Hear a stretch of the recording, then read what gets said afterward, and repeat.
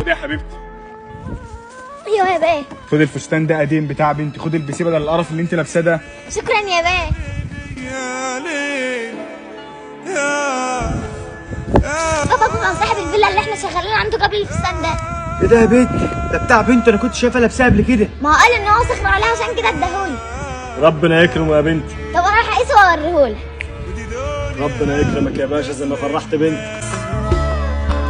خد يا بنت الزباله يا شحاته، انت اللي ملبسك في الفستان بتاعي حراميه. والله باباك هو اللي مديهولي وقال لي ان هو قديم عندكم.